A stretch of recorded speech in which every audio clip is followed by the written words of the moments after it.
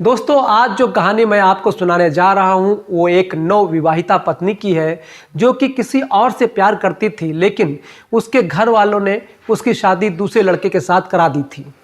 उस लड़के का नाम था विवेक।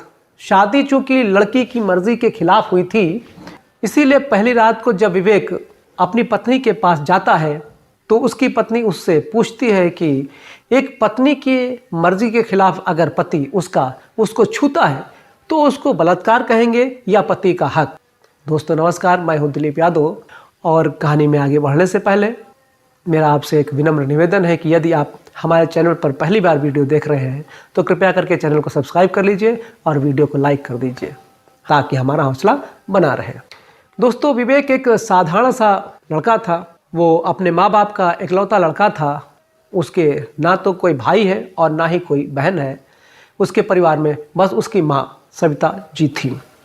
अब आप जो कहानी सुनेंगे वो उस लड़की यानी कि विवेक की पत्नी की जुबानी सुनेंगे। विवेक की पत्नी, घर की हालत भी कुछ खास नहीं थी। शादी में मुझे ढेर सारे उपहार और पैसे मिले थे, मगर मेरा दिल कहीं और था।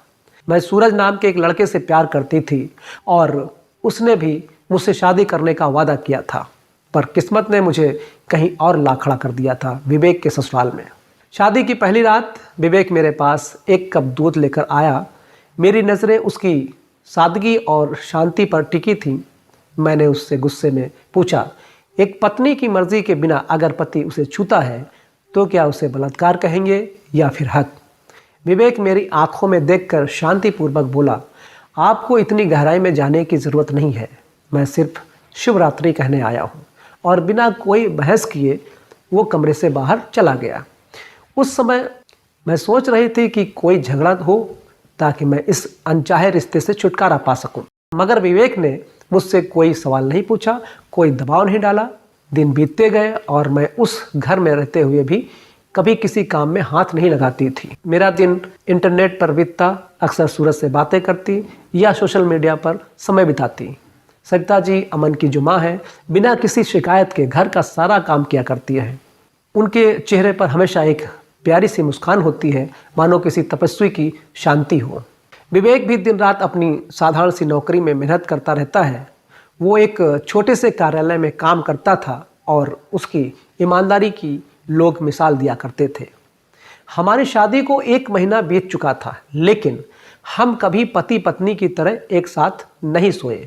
मैंने मन ही मन तय कर लिया था कि इस रिश्ते का कोई भविष्य नहीं है।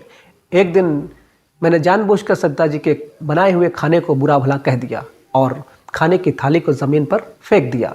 इस बार विवेक ने पहली बार मुझ पर हाथ उठाया, लेकिन उसकी आंखों में कोई क्रोध नहीं बल्कि एक अजीब सा दर्द था। वो चिल्लाया नहीं, बस मुझे घूरते हुए बोला, इतनी नफरत क्यों है? मुझे उसी बहाने की तलाश थी। मैंने पैर पटके दरवाज़ा खोला और सीधा सूरज के पास चली गई। मैंने उससे कहा, चलो कहीं भाग चलते हैं। अब इस जेल में मैं रहना नहीं चाहती हूँ। सूरज जो कभी मुझसे बहुत ज़्यादा प्यार करता था, बहुत ज़्यादा प्यार की बातें करता था, आज कुछ अजीब सा व्यवहार कर रहा था। वो बोला, इस तरह से हम कैसे भाग सकते हैं? मेरे पास कुछ है नहीं और तुम्हारे पास भी अब कुछ बचा नहीं। उसकी बातें सुनकर मेरा दिल टूट गया। वो मुझसे प्यार नहीं करता था, वो बस मेरे पैसों और गहनों का लालच रखता था। वहाँ से लौटने के बाद मैं सीधी अपने ससुराल आई। घर खाली था। विवेक और उसकी माँ कहीं बाहर गए हुए थे। मेरे मन में हलचल थी। मैंने विवेक की अलमारी खोली और जो मैंने देखा वो मेरे पैरों तले ज़मीन खिसका देने वाला था।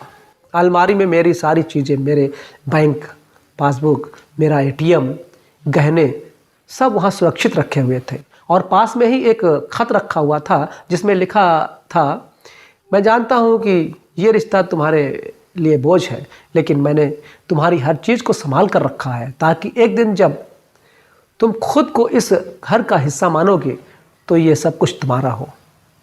खत में उसने ये भी लिखा था, मैं तुम्हें बहुत ज़्यादा प्यार करता हूँ और तुम्हारी मर्जी का हमेशा सम्मान करूँगा।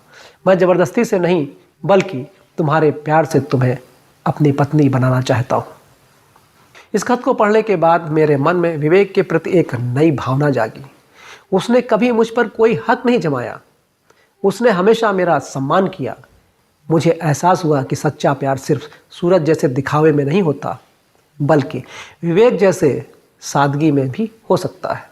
अगली सुबह मैंने पहली बार अपनी मांग में सिंदूर डाला और अपने पति के ऑफिस पहुंची। सबके सामने मैंने कहा, विवेक, हमें लंबी छुट्टी पर जाना है, आपसे सब कुछ ठीक है। उस दिन मुझे समझ में आ गया था कि जो मैंने फैसले गलत समझे थे वे मेरे लिए सबसे सही साबित हुए। मेरे माता पिता ने मेरे लिए जो सोचा था वही जीवन का सबसे अच्छा फैसला था। विवेक ने मुझे बिना कुछ कहे, बिना कुछ जताए सच्चे प्यार का एहसास कराया। अब मैं अपने ससुराल को अपना घर मान चुकी थी और विवेक, जो कभी मुझे साधारण लगता था, मेरे लिए अब दुनिया का सबसे अनमोल व्यक्ति था।